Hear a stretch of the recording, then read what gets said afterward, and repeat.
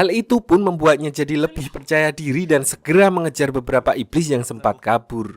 Namun ternyata kekuatan fisik saja belum cukup untuk melawan iblis-iblis tersebut, apalagi Sui Ying hanya seorang diri, sehingga dia pun akhirnya terpojok setelah beberapa kali menerima serangan iblis-iblis tersebut.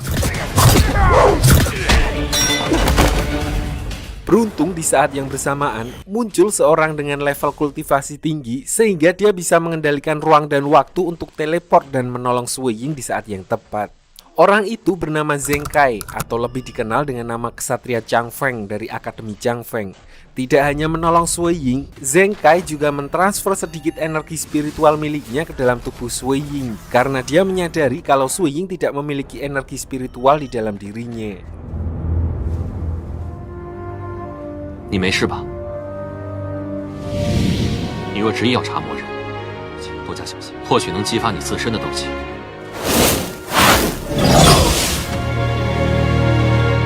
Setelah menolong Sui Ying, Zheng Kai pun langsung pergi menemui 5 ketua sekte besar negara Longshan untuk memberitahukan apa yang baru saja terjadi di wilayah klan Elang Salju. Kelima orang itu adalah Ketua Sikong dari Sekte Kuil Air Tao, lalu Ketua Siyun dari Sekte Aula Dewa Bumi, Ketua He dari Sekte Gunung Dewa, lalu Ketua Taisu dari Sekte Istana Dewa Laut, dan yang terakhir yang cewek bernama Xiaoxi dari Sekte Kota Awan. Berdasarkan informasi dari Zheng Kai, mereka lalu memutuskan untuk melakukan penyelidikan tentang keberadaan sekte iblis yang dikhawatirkan sedang merencanakan sesuatu. Keempat ketua sekte itu lalu sepakat dengan ketua Sikong untuk mempercayakan penyelidikan itu kepada Zheng Kai sambil meminta Aula Longshan atau yang bisa disebut juga Serikat Pendekar-Pendekar di negara itu untuk mengadakan sayembara demi menangkap siapa saja yang berafiliasi dengan sekte iblis. 里面藏着许多亡命之徒，说不定就能搞清楚到底是不是和魔族有关，和凶厉的兽族。 Kabar tentang sayembara yang diadakan oleh Aula Longshan pun akhirnya sampai ke telinga Sui Ying dan membuatnya sangat bersemangat. Karena menurut apa yang dia baca, siapapun yang berhasil mengungkap sekte iblis akan dihadiahkan sebuah plakat besi hitam, di mana plakat besi hitam adalah sebuah tanda pengenal atau SIM yang dikeluarkan oleh Aula Longshan yang seharusnya hanya diberikan kepada orang-orang yang sudah mencapai level kultivasi tingkat meteor, yang mana berarti orang tersebut sudah diakui dan bisa mendapatkan akses informasi-informasi yang tidak bisa didapatkan oleh orang biasa. Dan itu berarti jika Sui Ying mampu mendapatkan plakat tersebut, otomatis dirinya akan bisa mendapatkan info tentang keberadaan ibunya. Jadi di film ini, orang-orang sangat mementingkan status sehingga dibuatlah tier dari kekuatan mereka, di mana ketika orang tersebut mulai belajar bela diri, mereka berada di kultivasi tingkat bumi. Lalu ketika orang tersebut sudah membuka kekuatan spiritualnya, dia akan naik ke tingkat kultivasi langit. Selanjutnya ketika dia sudah bisa mentransformasikan energi spiritualnya, contohnya menjadi kekuatan listrik atau kekuatan air, dia akan naik ke level kultivasi meteor, lalu lebih tinggi lagi ke level bulan perak dan level kultivasi legendaris. Setelah melewati itu semua, orang tersebut akan menyatu dengan misteri alam dan naik ke level kultivasi suci, di mana salah satu orang yang sudah mencapai level itu adalah Zheng Kai yang mampu memanipulasi ruang. Lalu di atasnya lagi ada demigod dan dewa spiritual yang kekuatannya lebih hebat lagi. Balik ke cerita, Sui Ying pun pergi bersama dengan Paman Zhong menuju ke sebuah tempat bernama Gunung Kehancuran yang ditengarai sebagai tempat persembunyian sekte iblis dan para pengikutnya.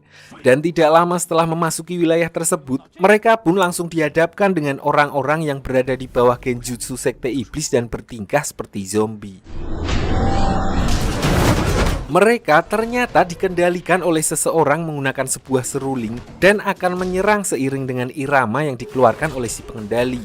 Menyadari hal itu, Sui Ying dan Paman Zhong pun membagi tugas untuk melawan para zombie dan menangkap orang yang mengendalikan mereka.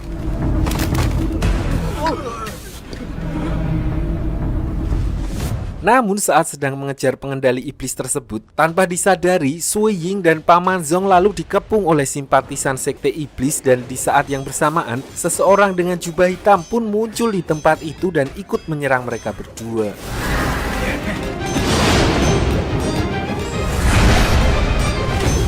Karena situasi yang tidak menguntungkan, Sui Ying yang hanya mengandalkan kekuatan fisik pun harus terkena beberapa serangan dari pemimpin kelompok itu yang level kultivasinya paling tidak sudah berada di tingkat meteor. Beruntung muncul seorang cewek yang dengan sigap langsung menyelamatkan Sui Ying dari orang-orang tersebut. Dia adalah Yujin, seorang mage yang juga adik seperguruan dari Zheng Kai, si ksatria Changfeng.